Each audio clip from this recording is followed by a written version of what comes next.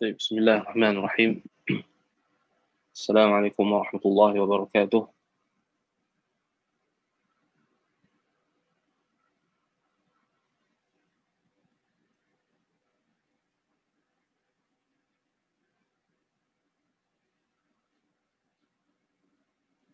الحمد لله رب العالمين، والصلاة والسلام على رسول الأمين وعلى آله وصحبه ومن سار على نهجه واقتفى بأثره ودعا بدعوته واستنى بسنته إلى يوم الدين. سبحانك لا علم لنا إلا ما علمتنا إنك أنت العليم الحكيم. وقال رب اشرح لي صدري ويسر لي أمري واحلل عقدة من لساني يفقه قولي. أما بعد. Alhamdulillah, syukur kepada Allah Subhanahu Wa Taala. Pada pagi ini kita dapat bertemu untuk kita meneruskan pembahasan kita, iaitulah membahaskan Mukhtasar Al-Bidayah wal Nihayah, yang mana kita berhenti pada halaman yang ke-29. Baik, ini kita baca dulu. Kita akan masuk tentang berkenaan dengan penciptaan malaikat. Baik.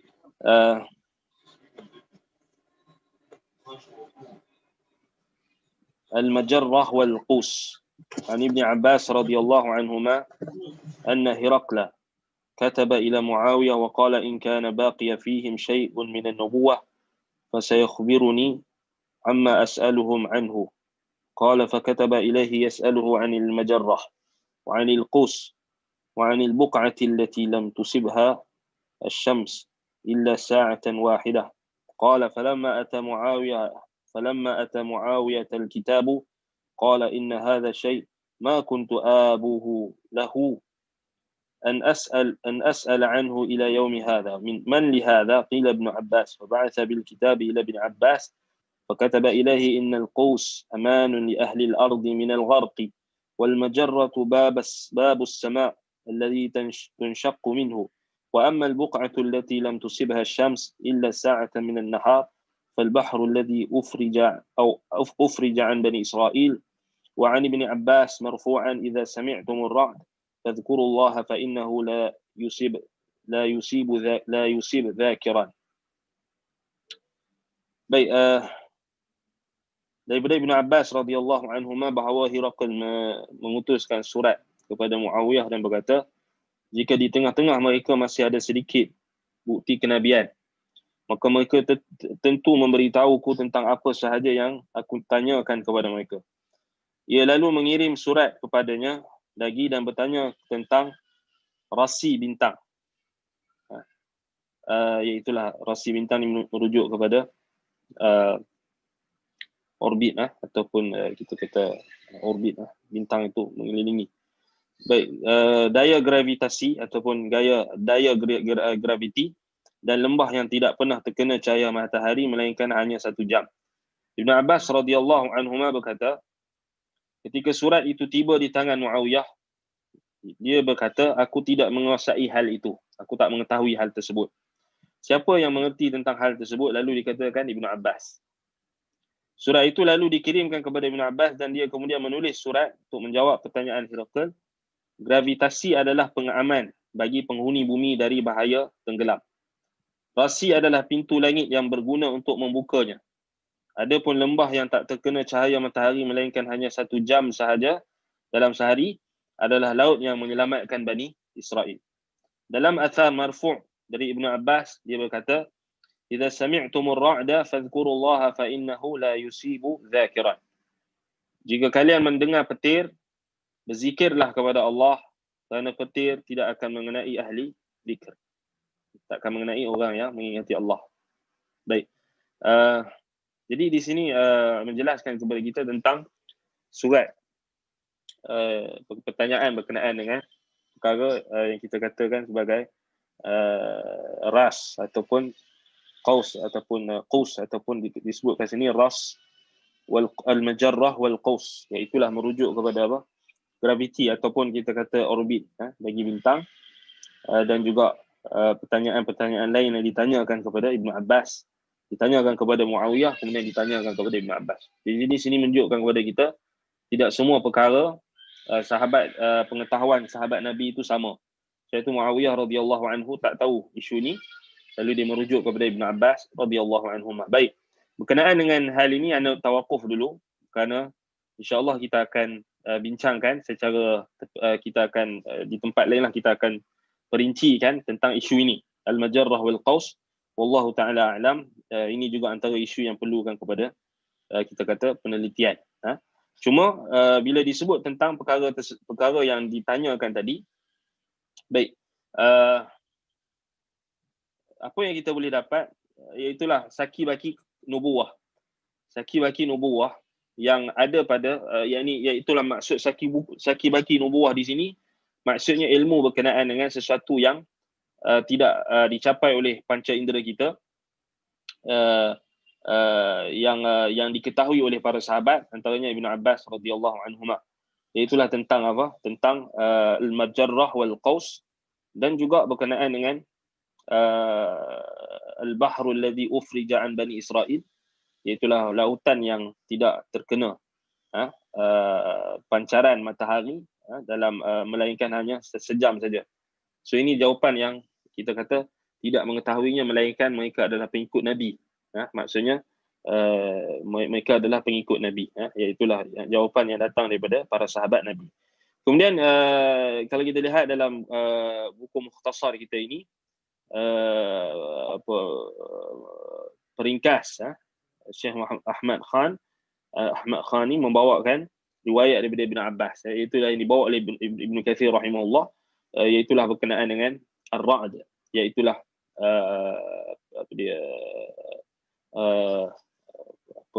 petir atau apa kita kata kilat ataupun di sini kita kata apa, petir suara petir, ar-ra'd.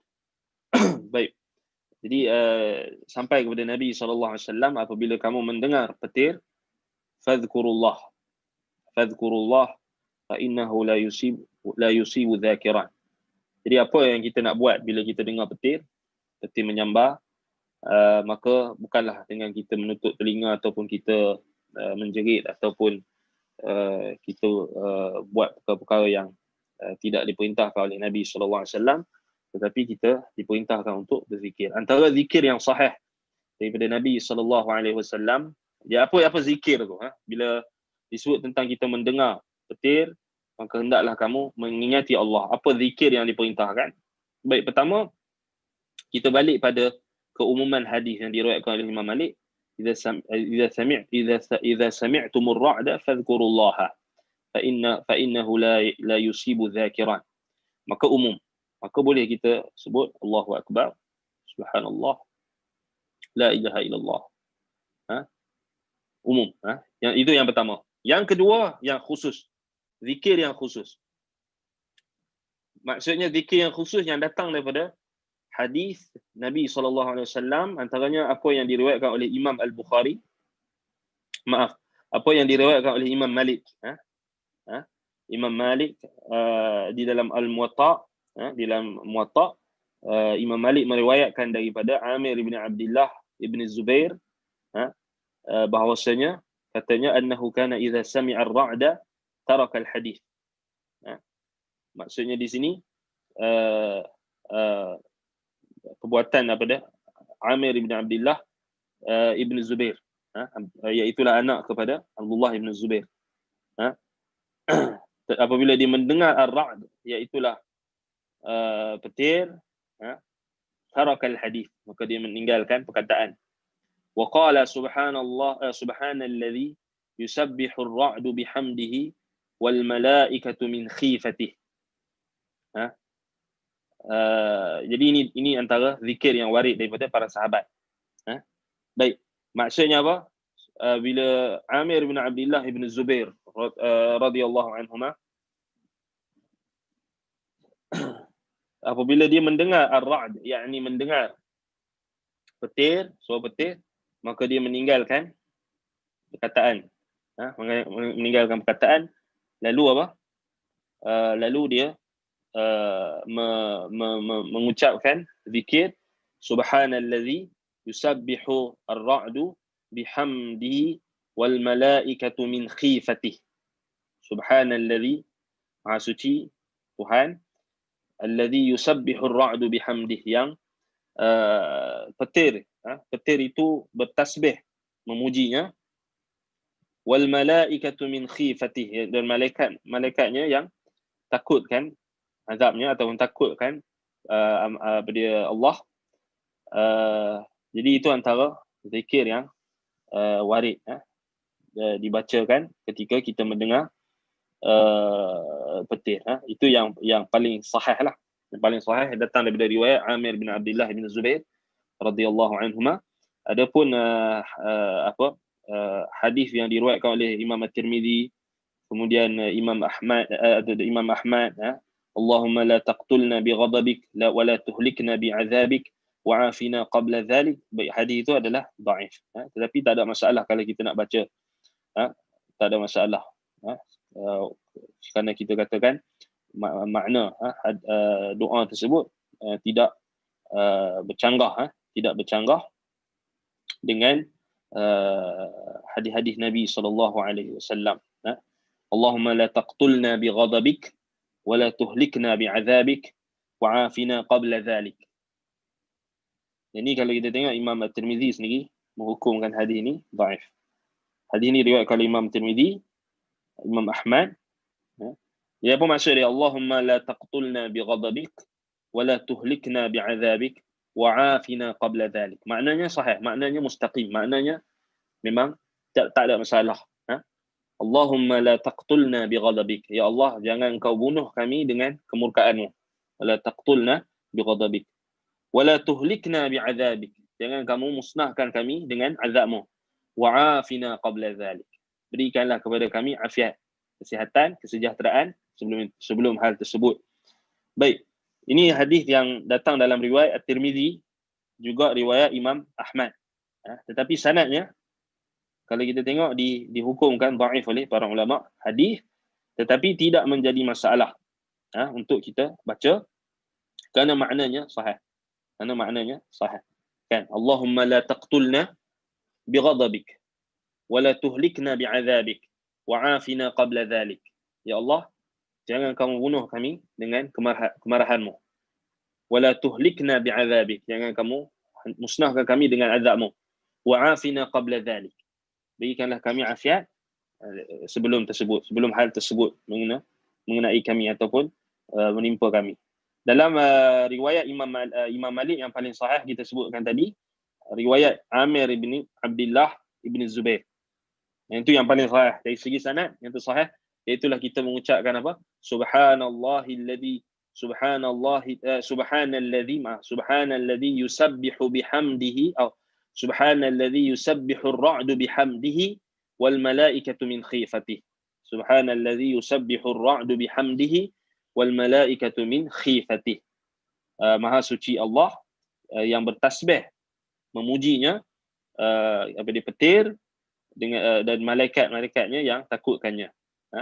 Baik, jadi itu antara doa yang saya. Kalau tak ingat, baca apa? Subhanallah pun tak apa. Subhanallah wa bihamdi pun tak apa. Yang penting berzikir, mengingati Allah. Kerana petir itu adalah makhluk Allah. Dan sabit juga sebahagian ulama menyebutkan dia adalah malaikat ataupun cemeti malaikat ataupun malaikat sendiri. Ada dua qaul berkenaan dengan petir ataupun petir dan suaranya, kilat suaranya. Baik, petir. Baik. Jadi itu antara perkara yang paling penting adalah apa? Kerana kita dalam setiap keadaan kita diperintahkan untuk mengingati Allah Subhanahu wa taala. Alladzina yadhkuruna Allah qiyaman wa qu'udan wa 'ala junubihim wa yatafakkaruna fi khalqis samawati wal ard. Itulah kita diperintahkan untuk mengingati Allah Subhanahu wa taala sama ada kita berdiri, duduk, berbaring. Itulah tujuan dia. Bila kita dengar petir pun sama jugalah, kita mengucapkan zikir. Antaranya zikir yang dua tadi datang, pertama riwayat dalam Muwatta Imam Malik dengan sanad yang sahih, kemudian yang kedua dalam riwayat Imam At-Tirmizi dan juga Imam Ahmad, walaupun sanadnya dhaif tetapi maknanya sahih, maknanya tidak bercanggah. Kita memohon Allah Subhanahu wa taala tidak memusnahkan kita disebabkan kemurkaan Allah dan juga azab dan kemarahan Allah Subhanahu wa taala. Baik. Kemudian kita masuk pada khalqil malaikati wa sifatihim alaihimussalam. Baik. Kemudian penciptaan malaikat dan juga sifat-sifat mereka. Baik. والآيات في ذكر الملائكة كثيرة جدا يصفهم الله تعالى بالقوة في العبادة وفي الخلق وحسن المنظر وعظمة الأشكال وقوة الشكل في صور متعددة. Baik. Berkenaan dengan penciptaan malaikat dan sifat-sifat. Ayat-ayat yang menyebutkan tentang malaikat sangatlah banyak. Allah Subhanahu Wa Taala menyebut mereka sebagai makhluk yang sangat kuat, beribadah. Husnul manzar, indah dipandang, besar bentuknya, dan mampu untuk tampil menyerupai pelbagai rupa ataupun perwujudan yang kita kata yang hebat dan juga yang cantik, yang indah. Baik. تبدو في صورة شباب حسان امتحانا واختبارا حتى قامت على قوم لوط الحجة وأخذهم الله أخذ عزيز مقتدر. Baik, malaikat menyerupai ataupun menyerupai sebagai pemuda yang tampan dan menguji, imtihanan, sebagai bentuk ujian. Iaitulah yang berlaku pada kaum Lut.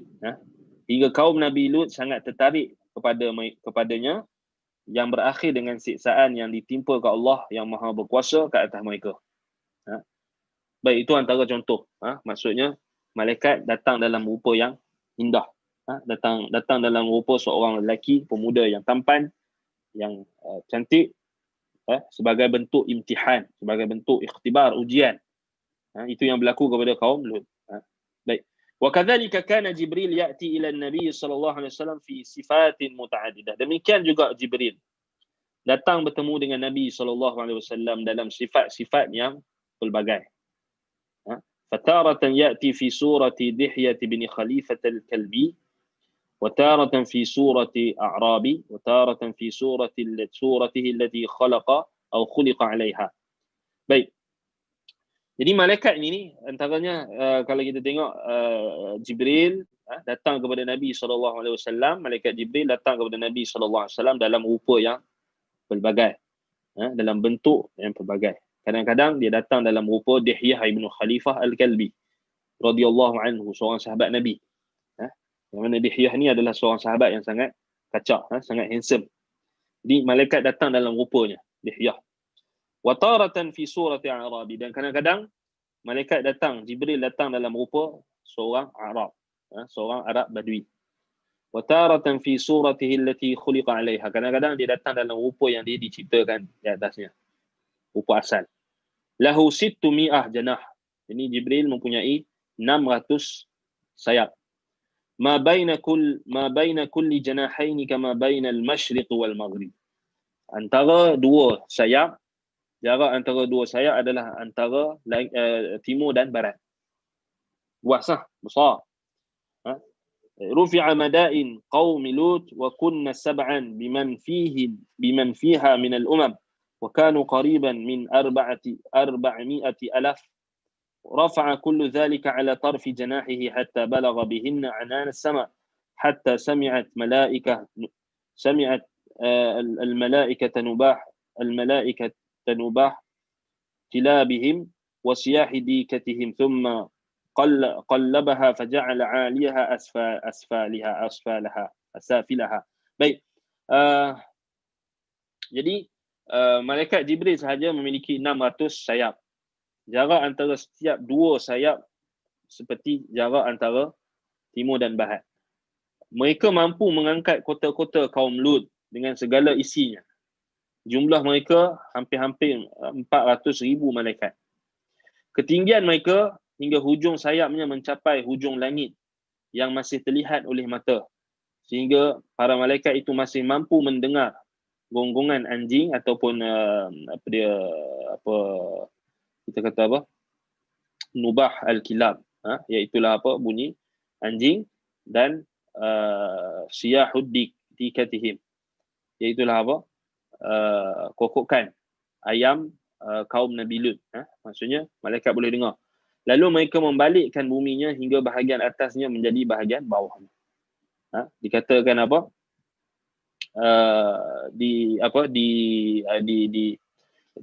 Terbalikkan Sodom ataupun apa kita kata bandar kaum Nabi Lut itu dengan hujung sayap sahaja. Malaikat hujung sayap sahaja dapat menterbalikkan seluruh kota dan juga isinya. Baik, itu antara kebesaran malaikat. Baik, kemudian malaikat Israfil. Malaikat Israfil disebutkan di sini wa min sifati Israfil alaihi salam wa huwa ahadu hamalatil arsh wa huwa alladhi yunfakhu fi as-sur yanfukhu fi as-sur bi amri rabbih nafakhatin thalath. Ulahu nafkhatul faz' wa thaniyatu nafkhatus saq wa thalithatu nafkhatul ba'th. Dan termasuk daripada sifat Israfil. Israfil adalah salah satu malaikat yang memikul arash. Ini satu pendapat lah, satu qaul. Dia juga adalah peniup sangkakala dengan perintah dari Rabbnya. Sebanyak 3 kali tiupan. Pertama, tiupan yang kedahsyatan, tiupan yang memberi amaran.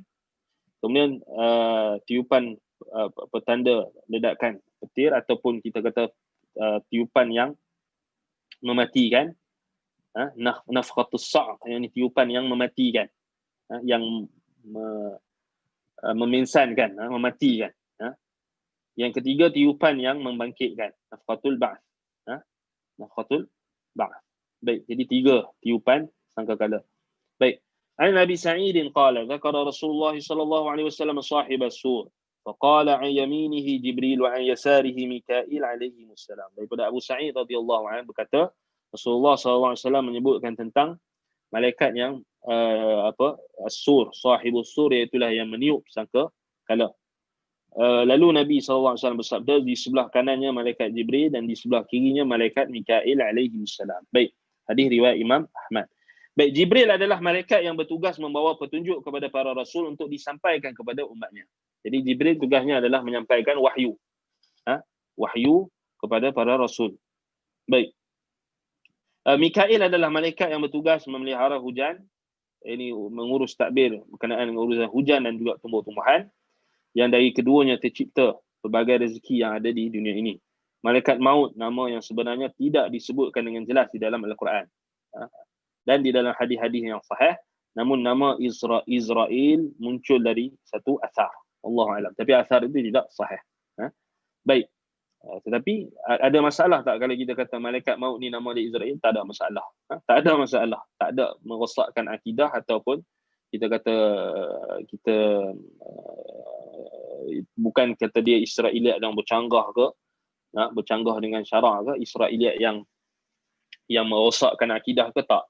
Tidak merosakkan akidah kalau kita menerima nama malaikat maut sebagai Israel. Cuma bimbab termasuk daripada adab dan amanah ilmu, maka kita kena bagi tahu sumbernya adalah sumber yang tidak kukuh, sumber yang tidak sahih. Yang sahihnya malaikat maut tidak disebutkan namanya, tetapi disebut sebagai malakul maut, sebut sebagai malaikat maut. Baik. Sebahagian dari malaikat bernama Munkar dan Nakir alaihi wassalam telah disebutkan di dalam sebuah hadis dalam bab pertanyaan di alam kubur. Malaikat penjaga syurga disebut dengan jelas dalam beberapa hadis bahawa namanya adalah Ridwan. Ini juga tidak sahih. Maksudnya dari sudut hadis, ianya ada masalah lah. Kita kata ada perbahasan di kalangan ulama pada sanadnya. Baik. Sebahagian yang lain ditugasi dengan perkara-perkara seperti neraka dan penjaganya bernama Malik. Ini sahih. Ini ada dalam Al-Quran. Sebahagian yang lain juga ditugaskan dengan perkara-perkara yang berkenaan dengan amal perbuatan manusia, sebagaimana firman Allah Ta'ala dalam surah Qaf, idh yatalaqqal mutalaqiyani 'anil yamin wa 'anil shimali qa'id ma yalfidhu min qawlin illa ladayhi raqibun 'atid. Baik.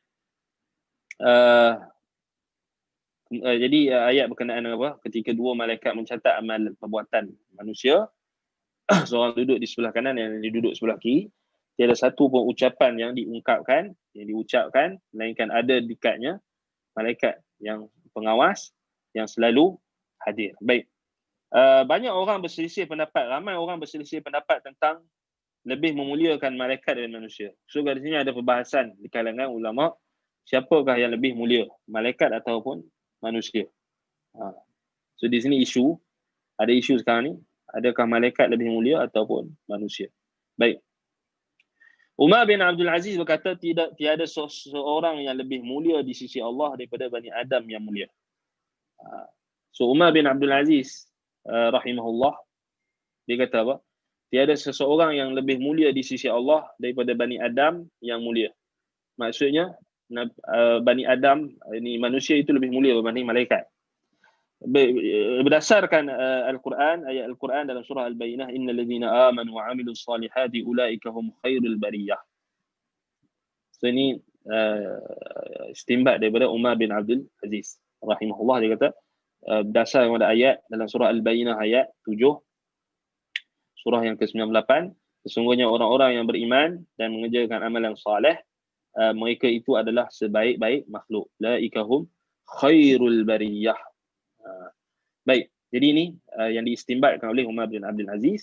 Baik, pendapat ini disepakati oleh Umayyah bin Amr bin Sa'id. Ara' bin Malik berkata tiada seorang pun yang lebih mulia di sisi Allah daripada para malaikat.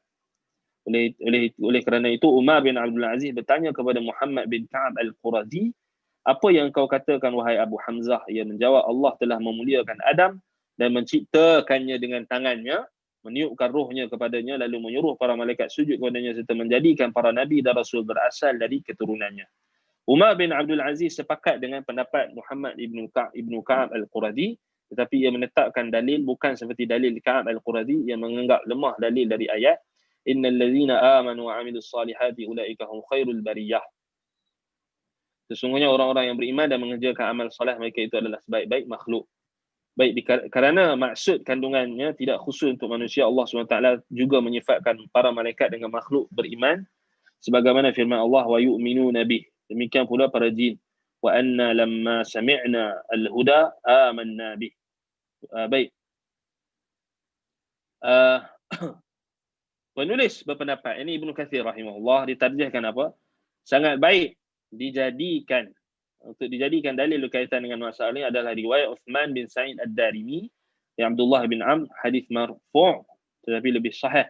Dia berkata, lamma khalaqa Allahu al-jannata qalatil malaikah ya rabbana ij'al lana hadhihi na'kulu minha wa nashrab fa innaka khalaqta ad-dunya li bani adam wa qala Allah lan aj'ala salihah dhurriyyata min man khalaqtu bi yadayya kaman qultu lahu kun fakana.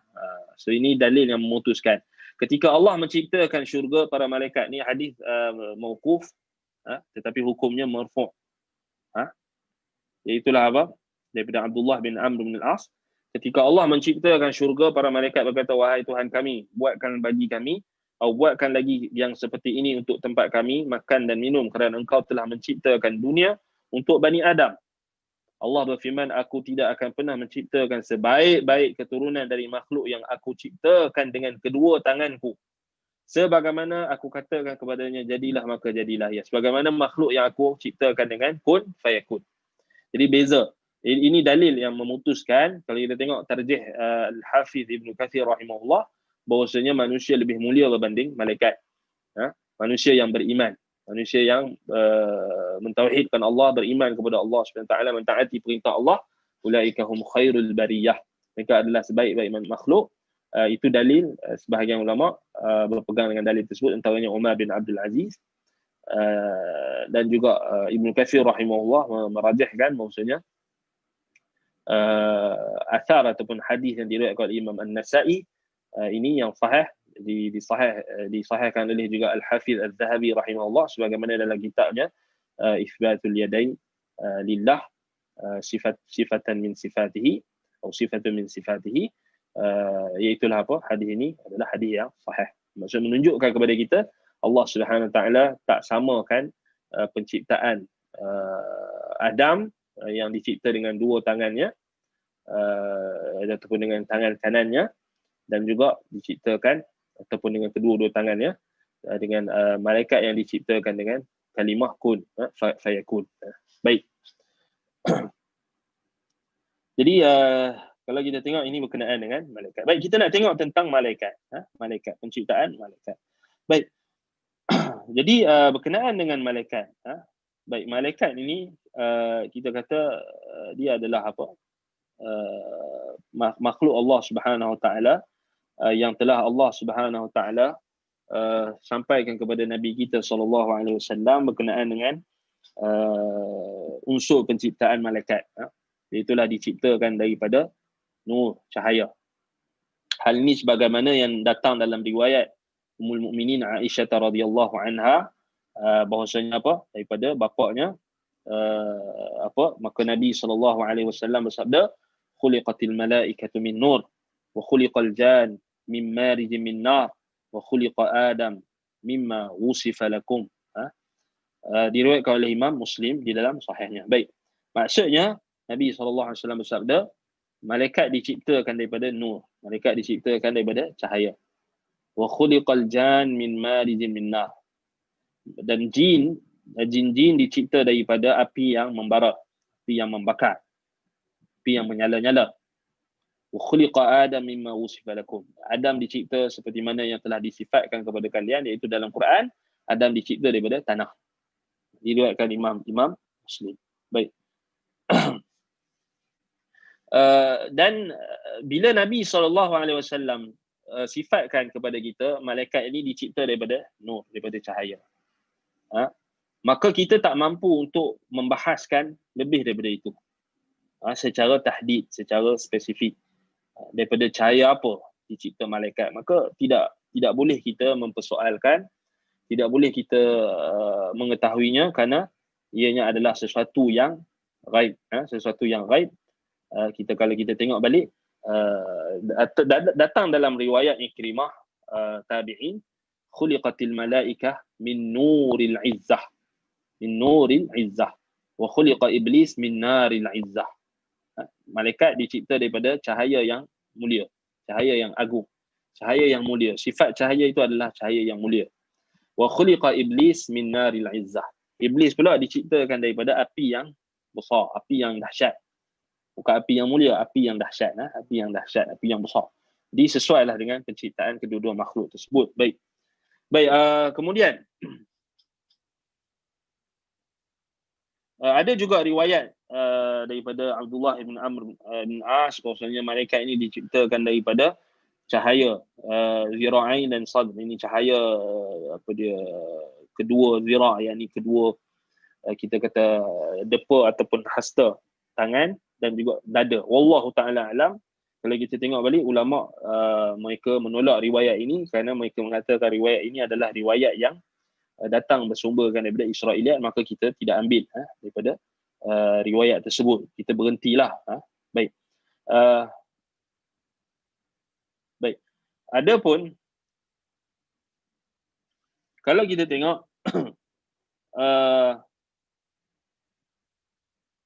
pembahagian, tidak ada mana-mana dalil yang sahih yang membahagikan tentang nur ataupun cahaya yang diciptakan malaikat. Maka sebab itu kita katakan kita berhenti, Wallahu ta'ala alam, kita berhenti setakat itu.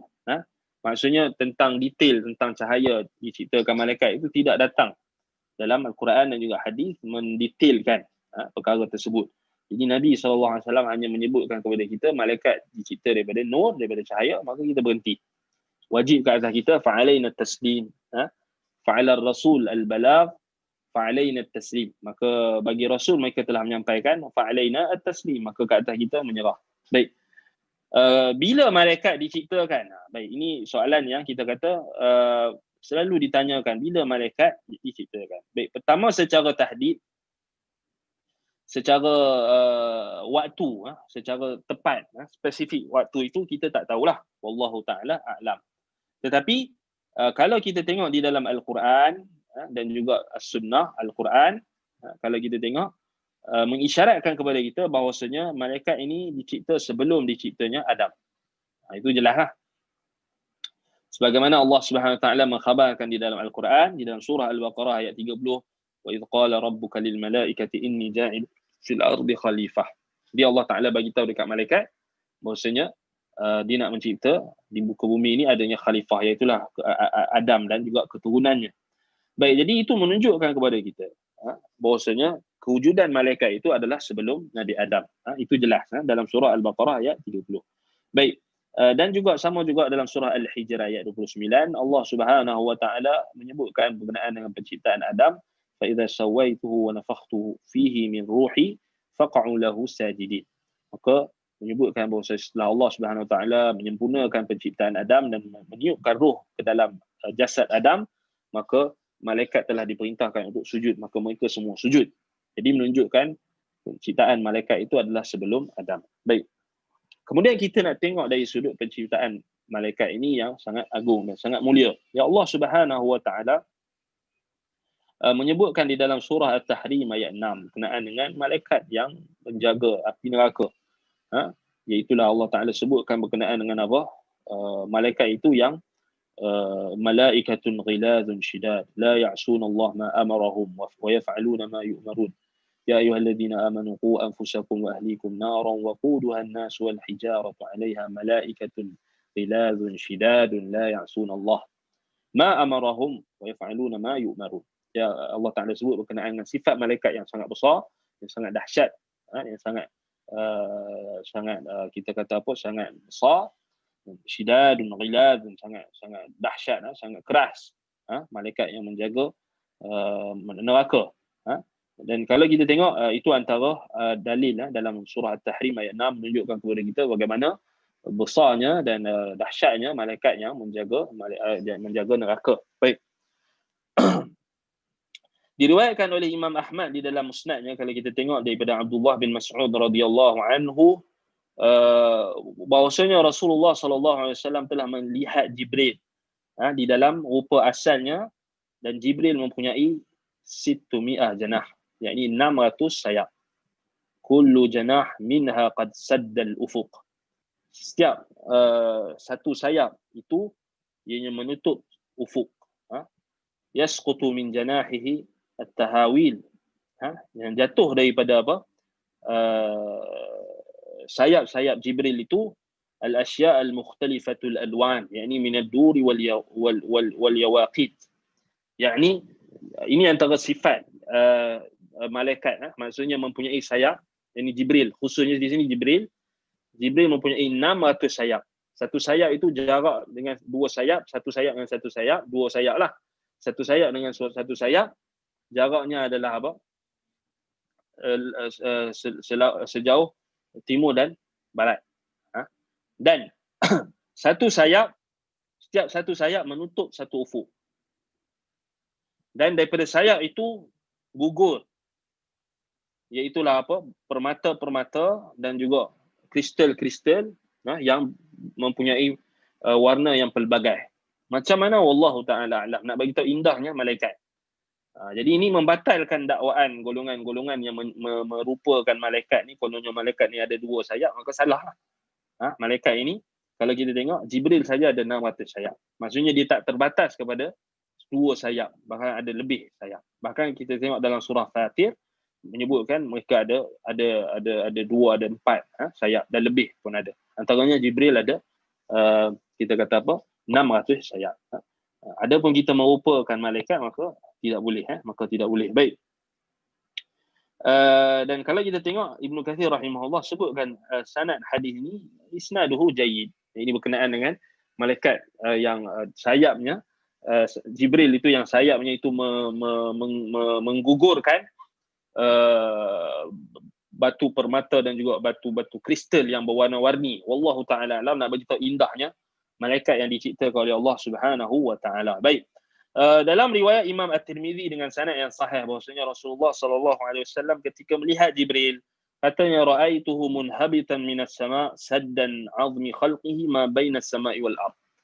Aku melihat Jibril ketika dia turun daripada langit, saddan 'azmi khalqihi, dia menutup, iaitulah antara langit dan bumi. 'Azmi khalqihi disebabkan kebesaran fizikal Jibril itu yang sangat besar. Kemudian kita tengok dalam surah At-Takwir ayat 19 hingga 21, Allah Ta'ala kata innahu laqawlu rasulin karim dhi quwwatin 'inda dhil arshil makin muta'in thumma amin. Yang dimaksudkan dengan innahu laqaulu rasulin karim, iaitu apa, sesungguhnya Al-Quran itu disampaikan melalui apa, benar-benar disampaikan daripada melalui rasul yang mulia. Rasul yang mulia di sini maksudnya adalah Jibril. Dia adalah utusan Allah daripada langit. Zil Ars, iaitulah merujuk kepada Rabbil Izzah subhanahu, iaitulah Tuhan yang memiliki kemuliaan dan juga aras yang agung. Baik. Kemudian kita tengok dalam menjelaskan tentang malaikat yang lain pula, antaranya keagungan dan kebesaran malaikat Hamalatul Ars. Dan ini kita dah sentuh dalam perbahasan kita tentang aras, tetapi kita lebih fokus pada sini, pada perbahasan kali ini adalah untuk membahaskan tentang keagungan malaikat. Diriwayatkan oleh Imam Abu Daud daripada Jabir bin Abdullah radhiyallahu anhuma bahwasanya Rasulullah sallallahu alaihi wasallam bersabda, "Uzina li an uhadditha an ahadin hamalatil ars. Ma baina syahmati udhunihi wa atiqihi masirata 700 am." Izinkan untuk aku menceritakan tentang salah satu daripada malaikat-malaikat memikul aras.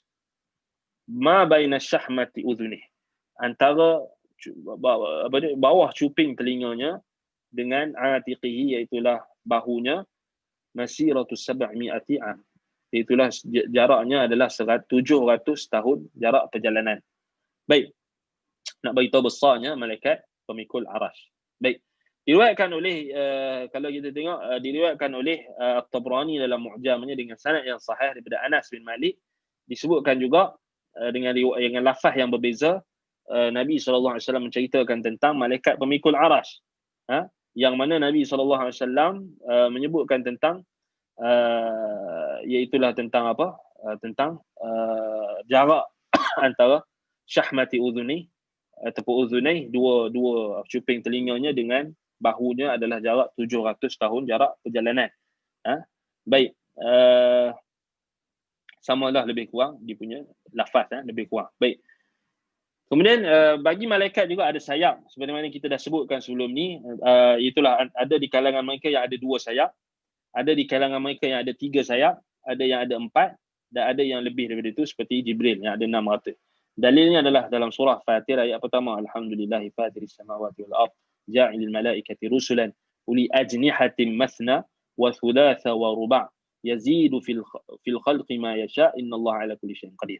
Ya Allah Taala sebut tentang malaikat-malaikat ini, Alhamdulillahi fatiris samawati wal ard, segala puji bagi Allah yang mencipta langit dan bumi, ja'ilil malaikati rusulan, yang menjadikan malaikat sebagai rasul, yakni utusan rasul-rasul, uli ajnihatin, yang mempunyai sayap, masna wa thulatha wa ruba', yang ada 2, 3 dan 4.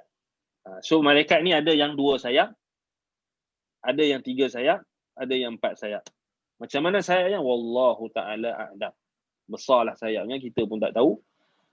Yazidu fil khalqi ma yasha'. Dan Allah kata dia tambahkan pada penciptaannya apa yang dia kehendaki. Antaranya Jibril, dia ada 600 sayap. Baik, innallaha ala kulli syai'in qadir. Yang paling penting, Allah Subhanahu ta'ala Maha berkuasa di atas segala sesuatu. Kalau binatang-binatang yang kita tengok, yang kecil-kecil yang kita tengok ni pun ada yang 3-4 sayap. Mudah Allah ciptakan. Yang sekecil apa, pepatung. Tahu pepatung kan? Pepatung. Dragonfly. Kan? Sekecil itu kita tengok ada sayap. Berapa sayap? Lebih daripada 2. Kan? Kemudian kita tengok ada yang binatang-binatang, makhluk Allah yang kecil dan yang berterbangan, yang kita nampak burung-burung, ada 2 sayap. Mudah untuk Allah Subhanahu Taala jadikan. Tak ada isu kita kata. Benda tu susah. Susah bagi kita untuk buat. Kita pun boleh tiru tapi buat kapal terbang 2 sayap saja.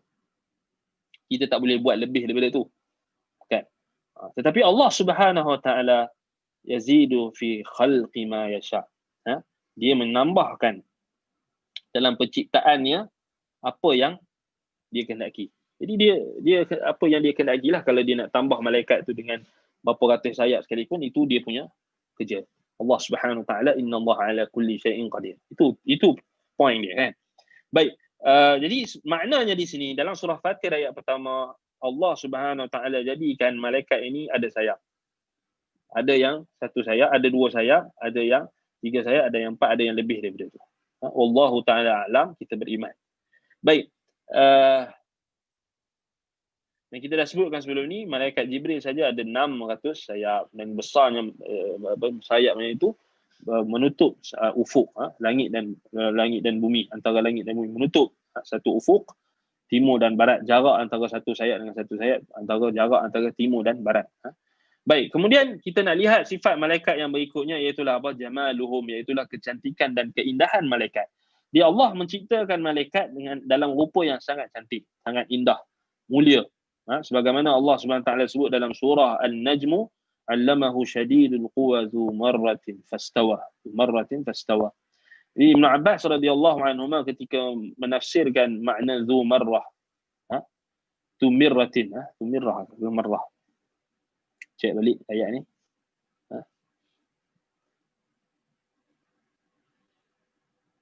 Kita nak tengok apa Ibn Abbas kata tentang makna ayat ini. Baik. Dzu mirrah bukan marrah. Dzu mirratin fastawa. Jadi Allah Taala kata, wa ma yantiqu 'anil hawa in huwa illa wahyun yuha 'allamahu shadidul quwa dzu mirratin fastawa wa huwa bil ufuqil a'la. Ini dalam surah dalam surah An-Najm ayat 3 hingga 7. Dia Allah Subhanahu Taala sebut tentang Nabi Muhammad sallallahu alaihi wasallam diwahyukan oleh Allah dan diajar, yakni Al-Quran itu diajarkan oleh siapa? Oleh Syadidul Quwa, iaitulah merujuk kepada yang kuat, yang sangat tegak dan gagah perkasa, iaitulah Jibril. Syadidul Quwa. Dzu mirratin fastawa, maksudnya kata Ibn Abbas radhiyallahu anhuma, dzu manzarin hasanin, yang mempunyai kita kata keindahan, dari sudut penciptaan. Maksudnya malaikat ini sangat indah, sangat cantik. Baik. Kata Qatadah, dzu khalqin tawilin hasan, katanya mempunyai sifat yang tinggi, besar. Dikatakan juga iaitulah mempunyai kekuatan. Maka tidak ada percanggahan antara tafsir-tafsir salaf ini. Malaikat Jibril adalah malaikat yang kuat dan malaikat yang indah, gagah perkasa, cantik dan indah. Sangat cantik malaikat Jibril. Wa qad taqarrara 'inda an-nas wasful malaikah bil jamal. Baik. Kalau kita tengok umat manusia secara umumnya, secara kesepakatan seluruh manusia, tak kira apa agama sekalipun, bersepakat bahawasanya malaikat ini disifatkan dengan sifat yang indah. Sebagaimana juga syaitan disifatkan dengan sifat yang hodoh, sifat yang buruk. Sebab itulah kalau kita tengok balik, manusia pada secara umumnya daripada zaman dulu sampai sekarang menyamakan orang yang indah, orang yang cantik ni di kalangan manusia dengan malaikat. Contohnya apa yang disebutkan oleh An-Niswah, yakni wanita-wanita yang ketika menyifatkan Nabi Yusuf alaihissalam, ketika mereka melihatnya, falamma ra'aynahu akbarnahu wa qatta'na aydiyahunna wa qulna hasya lillah ma hadha basharan in hadha illa malakun karim. Dalam surah Yusuf ayat 31. So apabila wanita-wanita yang melihat Nabi Yusuf, ketampanan Nabi Yusuf, maka mereka mengatakan bahawa Nabi Yusuf ini tidak lain, bukan manusia melainkan dia malaikat, kerana keindahan dan juga ketampanan yang ada pada Nabi Yusuf alaihissalam. Baik. Kemudian persoalan yang berikutnya kita nak bincangkan adalah, adakah malaikat ini dia menyerupai manusia dari sudut fizikal? Adakah ianya menyerupai manusia? Kalau kita tengok dalam riwayat Imam At-Tirmidzi dan Imam Muslim di dalam sahihnya, Imam Tirmidzi dalam jami'-nya, daripada Jabir bin Abdullah radhiyallahu anhu, bahwasanya apa?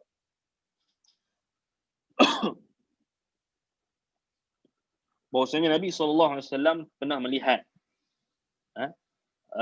nabi-nabi, dan Nabi melihat Nabi Musa alaihissalam seperti seorang lelaki daripada rajulun min bani Shannu'ah ataupun Shannu'ah, ka'anna min rijalin Shannu'ah. So, Nabi Musa alaihissalam rupa dia macam rajulun min bani Shannu'ah. Shannu'ah ni satu kabilah daripada Yaman. So dia, Nabi Musa rupa dia adalah rupa macam orang Arab, macam orang Arab.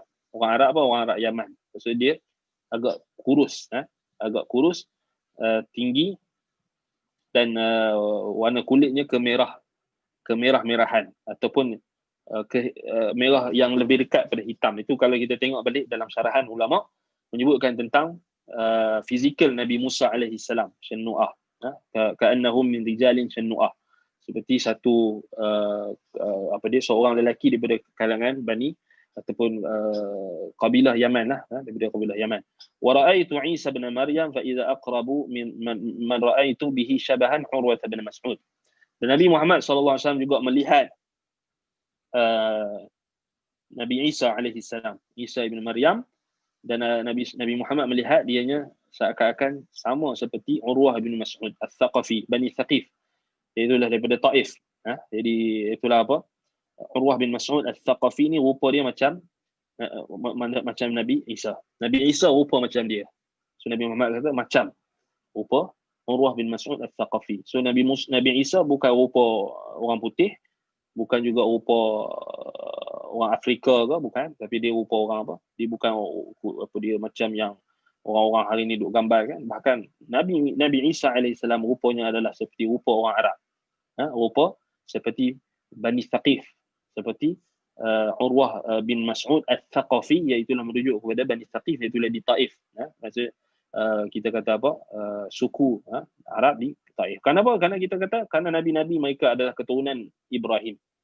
Kerana keturunan Nabi Ibrahim, dan tidak ada percanggahan, dan tidak ada kita kata percanggahan, dan Ishaq dan juga Ismail adalah dua beradik datang daripada bapa yang sama, ibu yang berbeza satu bapa. Itu yang kita katakan adalah nabi-nabi. Sebab itu tak ada beza sangat. Rupa Nabi Isa, rupa Nabi Musa. Nabi Isa rupa macam orang Arab, Nabi Musa pun macam orang Arab kan. Baik, jadi bukan macam rupa orang kulit putih sekarang kan. Itu yang digambarkan dalam gambar-gambaran mereka, itu salah lah. Baik, wa ra'aitu Ibrahim fa idza aqrabu min ma ra'aitu bihi syai'an sahibukum, yakni nafsuhu. Jadi Nabi Muhammad sallallahu alaihi wasallam juga melihat Nabi Ibrahim. Maka Nabi Muhammad sallallahu alaihi wasallam melihat Nabi Ibrahim. Maka Nabi Muhammad kata, dan Nabi Ibrahim paling sama dengan Nabi Muhammad. Dari sudut fizikal, Nabi Ibrahim rupa dia macam Nabi Muhammad. Itu yang kita. Kemudian Nabi Muhammad sallallahu alaihi wasallam juga mengatakan, bersabda, wa ra'aitu Jibril. Ini poin dia. Dan aku melihat Jibril. Fa idza aqrabu min man ra'aitu bihi syabahan Dihyah. Maka aku melihat juga Jibril.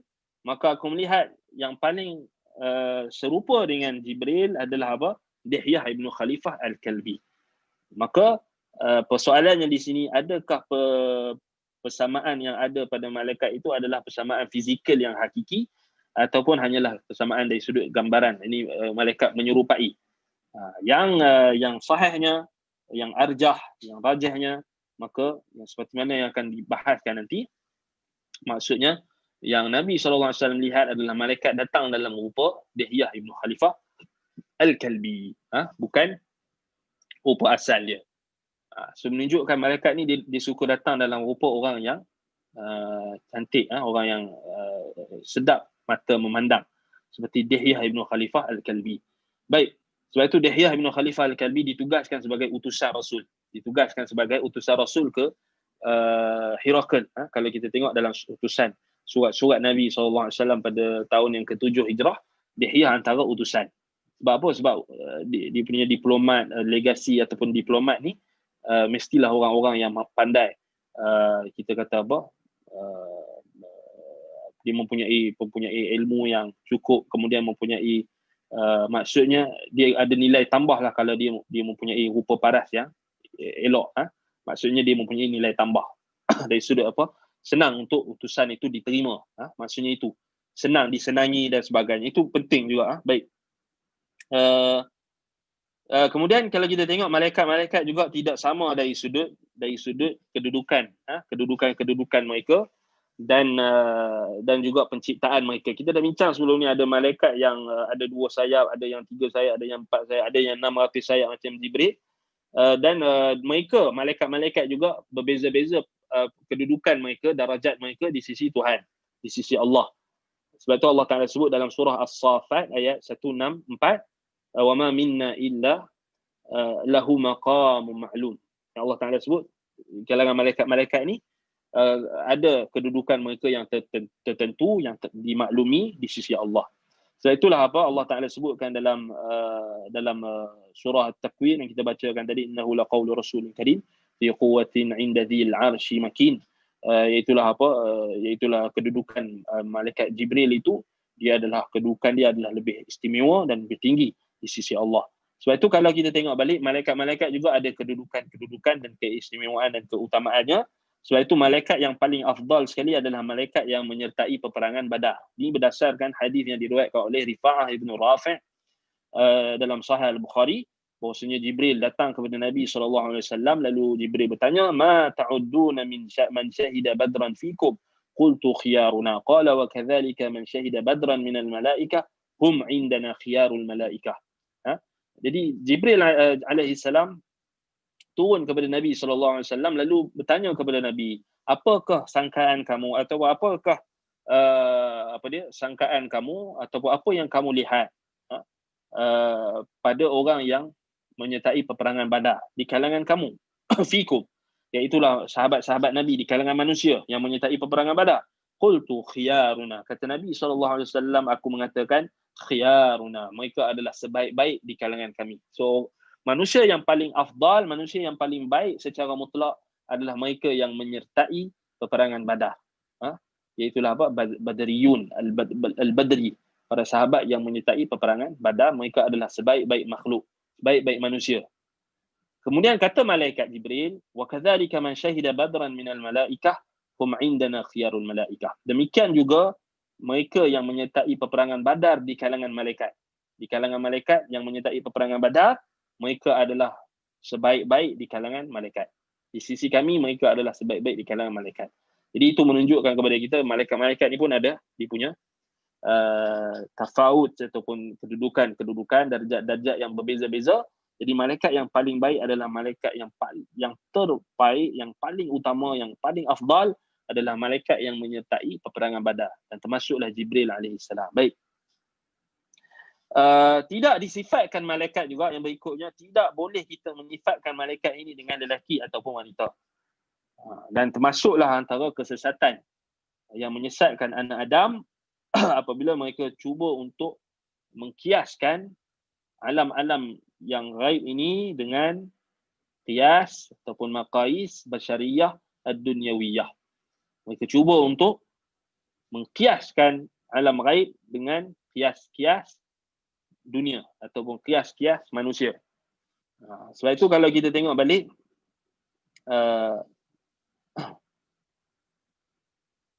ada orang yang bila dia tengok apa, yang dia tengok, dia hanya tengok apa, kereta yang paling laju, dia takjub dan kagum dengan kereta yang paling laju. Kemudian dia mula mempersoalkan macam mana malaikat Jibril boleh datang dengan kelajuan yang laju. So dia mula mempersoalkan. Dia tak tahu bahawasanya apa, apa dia kita kata apa, kalau dia nak kiaskan kelajuan lalat dengan lalat bukan malaikat ni, dia nak kiaskan kelajuan lalat dengan kelajuan kereta pun dia tak mampu. Tak boleh nak kiaskan antara makhluk dengan makhluk yang nampak. Kan bagaimana dia nak kiaskan? Bagaimana dia tergamak nak kiaskan dengan kelajuan malaikat yang kita tak boleh nak kiaskan, tak boleh nak fikir tentang kelajuan yang kita kata sudah tentulah berbeza daripada apa yang kita lihat. Kalau kita nak kira kelajuan apa lagi? Kelajuan cahaya ke? Kelajuan apa? Kelajuan nyamuk. Kita pun tak boleh nak kiaskan dengan kelajuan binatang ataupun benda-benda yang lain. So berbeza dari sudut kias, dari sudut maqais, dari sudut ukuran. Dia antara makhluk dengan makhluk pun berbeza. Apatah lagi dengan makhluk ghaib yang lebih hebat. So sebab itu kita kata kita tak boleh mengkiaskan perkara ghaib dengan perkara yang nyata yang kita tengok. Apa yang kita boleh hanya kita qiyasul aula. Maksudnya qiyasul aula kita kata kalau ini pun dah laju, kalau kereta yang ada di dunia ni pun dah laju, kita rasa Ferrari itu dah paling laju, apatah lagi malaikat Allah yang merupakan makhluk Allah yang agung yang mulia, sudah tentulah lebih laju. Apatah lagi malaikat-malaikat yang Allah Ta'ala sifatkan, kan? Baik. Dan kalau kita tengok lagi di kalangan musyrikin Arab, mereka juga sesat sebab menyifatkan malaikat-malaikat sebagai inatha, sebagai wanita ataupun perempuan, sebagai anak perempuan Allah. Dan kalau kita tengok balik, inilah yang menyebabkan mereka menjadi sesat apabila mereka mengatakan malaikat-malaikat itu adalah banatullah, malaikat-malaikat itu adalah anak-anak perempuan Allah, ataupun mula-mula mereka sifatkan malaikat sebagai perempuan, kemudian mereka menisbahkan malaikat sebagai apa? Anak-anak perempuan Allah. Ini adalah kesesatan yang Allah Subhanahu Wa Taala mengingkari. Sebab itulah dua isu inilah yang Allah Subhanahu Wa Taala bahaskan di dalam Al-Quran, dan yang mana kedua isu ini tidak tertegak di atas dalil yang sahih, dan ianya adalah semata-mata kias yang fasid dan juga antara termasuk kekufuran yang nyata. Sebab itu kalau kita tengok balik, macam mana mereka sanggup menisbahkan malaikat ini sebagai anak perempuan, sedangkan dalam masa yang sama bila mereka direzekikan dengan anak perempuan, maka Allah Ta'ala sebut apa? Hakikat mereka, wajah mereka berubah menjadi hitam, berubah menjadi marah. Sedangkan apa? Mereka mendakwa bahawasanya malaikat itu adalah perempuan. Tetapi bila mereka diuji ataupun diberikan anak perempuan, mereka tidak suka. Jadi ini adalah menunjukkan pencanggahan apa yang mereka katakan, khurafat yang mereka pegang. Sebab itu kalau kita tengok balik, Allah Ta'ala sebut di dalam Al-Quran, fastaftihim alirabbikal banat walahumul banun am khalaqnal malaikata inatha wahum syahidun ala innahum min ifkihim layaqulun waladallah wa innahum lakadhibun am lakum sultanun mubin. Maaf, apa dia? Wa innahum lakadhibun istafa al-banat 'ala al-banin, istafa al-banati 'ala al-banin ma lakum kayfa tahkumun afala tadhakkarun am lakum sultanun mubin. Allah Ta'ala sebut dalam surah As-Saffat, fastaftihim alirabbikal banat walahumul banun. Maka tanyakan kepada mereka, orang-orang musyrikin, fastaftihim, tanyakan kepada mereka, alirabbikal banat walahumul banun, Tuhan ada anak perempuan dan kamu hanya pilih anak lelaki. Kamu tak mau anak perempuan. Tuhan anak perempuan, kamu tak mau anak perempuan. Bagi kamu anak lelaki saja. Am khalaqnal malaikata inathan wa hum syahidun. Adakah kami menciptakan malaikat ni dalam jantina wanita, perempuan, dan dalam keadaan kamu menyaksikan, kamu melihat, adakah kamu melihat kami mencipta malaikat ni dalam perempuan, dalam kita kata dalam jantina perempuan, yang ada jantina wanita, perempuan? Allah Ta'ala tempelak orang musyrikin. Am khalaqnal malaikata inathan wa hum syahidun. Kamu tengok ke Allah cipta malaikat ni perempuan, malaikat ni wanita? Ala innahum min ifkihim la yaqulun. Allah Ta'ala tempelak mereka lagi. Allah kata apa? Sesungguhnya itulah perkataan mereka, perkataan yang datang daripada pendustaan mereka. Mereka berdusta. Ini semua dusta. Waladallah wa innahum lakadzibun. La yaquluna waladallah wa innahum lakadzibun. Mereka mengatakan apa? Allah ada anak. Wa innahum lakadzibun. Sesungguhnya mereka benar-benar mendusta, berdusta. Istafal banati 'alal banin. Mereka memilih, bagaimana mereka tergamak mengatakan Allah memilih anak perempuan di atas anak lelaki. Ma lakum kaifa tahkumun. Bagaimana kalian berhukum, bagaimana kalian mengambil keputusan mengatakan bahawasanya Allah mencipta malaikat ini adalah wanita, adalah perempuan. Afala tadhakkarun. Apakah kamu tidak mengingati ataupun kamu berfikir dan mengambil peringatan? Am lakum sultanun mubin. Baik, itu dalam surah As-Saffat ayat 149 hingga 156. Baik, jadi Allah Subhanahu Wa Taala juga menempelak perkataan orang-orang musyrikin Arab, dan juga yang seangkatan dengannya. Kalau kita tengok yang mengatakan malaikat ini perempuan juga bukan setakat orang Arab, bahkan Tamadun sebelum itu juga ada yang mengatakan malaikat-malaikat ini sebagai wanita, perempuan, digambarkan sebagai perempuan. Maka itu adalah satu kekufuran yang nyata, iftira ala Allah al-kadhib, mendakwa pendustaan di atas nama Allah. Ini adalah satu pendustaan yang sangat besar. Sebab itu Allah Subhanahu wa taala menyebutkan dalam surah Az-Zukhruf ayat 19, wa ja'alul malaikata alladhina hum ibadur rahman inatha. Dalam surah Az-Zukhruf ayat 19. Kalau kita tengok dalam surah Az-Zukhruf ayat 19,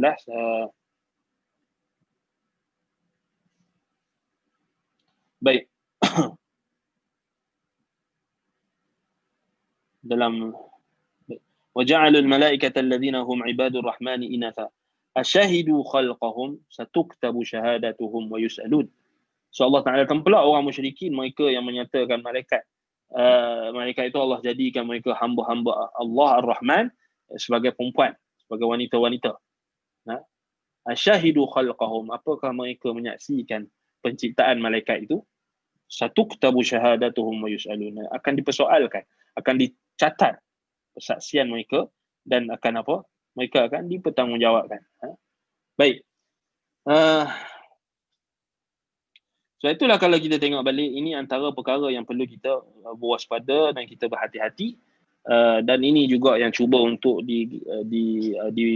dihidupkan semula falsafah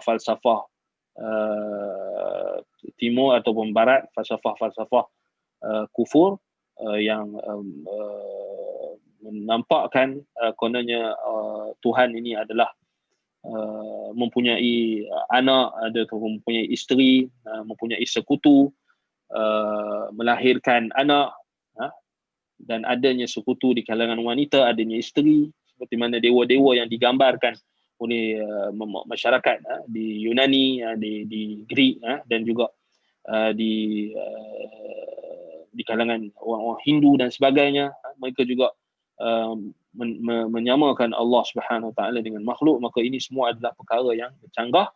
Demikian juga mereka yang mendakwa bahasanya malaikat-malaikat, makhluk-makhluk Allah yang mulia ini adalah di kalangan wanita. Sebab itu tidak boleh kita menyifatkan malaikat sebagai wanita ataupun lelaki. Maksudnya kita katakan malaikat ini, kalau kita kata dia lelaki, dia menyerupai menjadi lelaki, tetapi kita tak menyifatkan secara mutlak jantina malaikat, kerana kita tak tahu, Allah SWT tak pernah kata malaikat ni lelaki ataupun wanita. Tetapi yang jelas malaikat ini bila datang turun ke bumi, menyampaikan wahyu, menyerupai mereka menyerupai lelaki. Sebab itu kenapa hikmah malaikat ni Allah Ta'ala datangkan menyerupai lelaki dan tidak datang menyerupai wanita, kerana Allah nak membantah golongan-golongan yang mendakwa bahawasanya malaikat itu adalah di kalangan perempuan ataupun wanita. Jadi itu kita kena faham tujuan kenapa malaikat ini Allah Subhanahu Taala datangkan dan Allah izinkan mereka menyerupai lelaki, bukan wanita. Sebab kalau kita tengok balik dalam agama-agama kuno yang banyak tersebar sebelum even pasca sebelum datangnya Islam sekalipun, mereka mendakwa bintang-bintang yang tertentu, mereka menyembah, bahkan bukan setakat menganggap malaikat-malaikat ini sebagai anak Tuhan, bahkan mereka juga mendakwa bahawasanya Tuhan itu sendiri telah melakukan perhubungan dengan manusia melalui kita kata perhubungan yang kita kata seperti hubungan manusia dengan manusia. Mereka menyamakan Tuhan dengan makhluk. Itu sangat banyaklah kalau kita tengok dewa-dewa, dewa-dewi.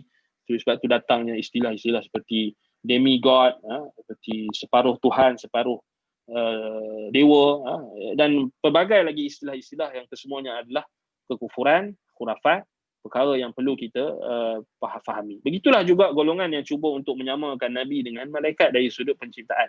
Mereka mendakwa bahawasanya Nabi adalah dicipta daripada cahaya. Maka itu sebenarnya bercanggah dengan kita kata akidah Islam, bercanggah dengan konsep kita beriman dengan malaikat, kerana malaikat diciptakan daripada cahaya. Adapun Nabi Muhammad SAW bukan dicipta daripada cahaya, tapi Nabi SAW dicipta daripada tanah, kerana Nabi adalah anak Adam. Ana sayyidu waladi Adam. Aku adalah penghulu anak Adam. So Nabi SAW dicipta daripada tanah, bukan dicipta daripada cahaya. Seperti mana yang didakwa oleh segelintir golongan ulatus sufiyah, pelampau-pelampau sufi yang menyifatkan Nabi Muhammad adalah cahaya ataupun dicipta daripada cahaya. Kononnya rambut Nabi tidak akan ada bayang-bayang lah, DNA-nya ada cahaya lah, macam-macam. Itu semua adalah bercanggah dengan Al-Quran dan juga As-Sunnah, bercanggah dengan ijma' ulama'. Jadi kita perlulah berwaspada dan perlu berpegang teguh dengan apa yang kita dah sampaikan ini, iaitu Al-Quran dan Sunnah serta ijma' salaful ummah. Baik, jadi insya-Allah kita berhenti setakat ini. Kita akan sambung nanti perbahasan berkenaan dengan malaikat. Aku qauli, soalan anda tak jawab sekarang, mungkin boleh kumpulkan. Nanti anda tengoklah soalan yang mana anda boleh jawab, anda akan jawab. Anda tak mampu nak jawab semua soalan dalam satu masa. Anda rasa cukup setakat itu. InsyaAllah kita akan sambung perbahasan berkenaan dengan malaikat. InsyaAllah pada kelas yang akan datang. Aku qauli hadza wa astaghfirullah li wa lakum. Subhanakallahumma wa bihamdika asyhadu an la ilaha illa anta astaghfiruka wa atubu ilaik. Sallallahu ala Muhammad wa ala alihi wa sahbihi wa baraka wa sallam. Alhamdulillah rabbil alamin. Assalamualaikum warahmatullahi wabarakatuh.